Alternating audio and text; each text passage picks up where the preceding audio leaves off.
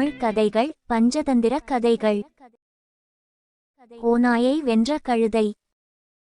ஒரு நாள் வயல் பகுதியில் கழுதை ஒன்று மேய்ந்து கொண்டிருந்தது.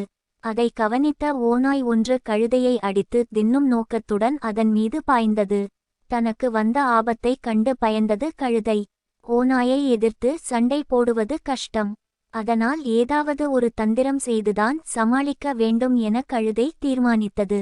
ஓநாயின் பாய்ச்சலின் போது சற்று விலகிக் கொண்டு, ஓநாயாரே, உம்முடைய வலிமையின் முன்னால் நான் எம்மாத்திரம். நான் இன்று உமக்கு இரையாகப் போவது உறுதி. இதை யாராலும் தடுக்க முடியாது. நானும் உமக்கு இரையாக தயாராக இருக்கிறேன். அதற்கு முன்னால் நான் சொல்லக்கூடிய விஷயத்தை தயவு செய்து கேட்க வேண்டும் என வேண்டிக் கொண்டது.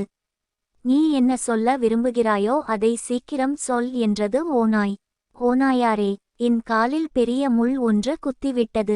முள்ளை எடுக்க நான் எவ்வளவோ முயற்சி செய்தும் முடியவில்லை. காலில் முள் உள்ள நிலையில் நீங்கள் என்னை அடித்துச் சாப்பிட்டால் அந்த முள் உங்கள் தொண்டையில் மாட்டிக்கொள்ளும். அது உமக்கு கடுமையான வேதனையை தருவதுடன் உங்கள் உயிரையும் வாங்கிவிடும்.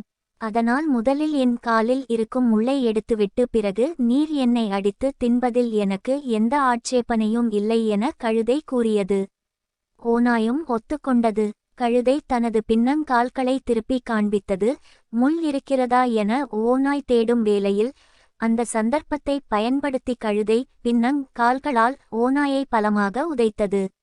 கழுதையின் உதையை தாங்காமல் ஓநாய் துடிதுடித்து சரிந்தது. அந்தச் சந்தர்ப்பத்தை பயன்படுத்தி கொண்டு கழுதை வேகமாக ஓடி தப்பித்து கொண்டது.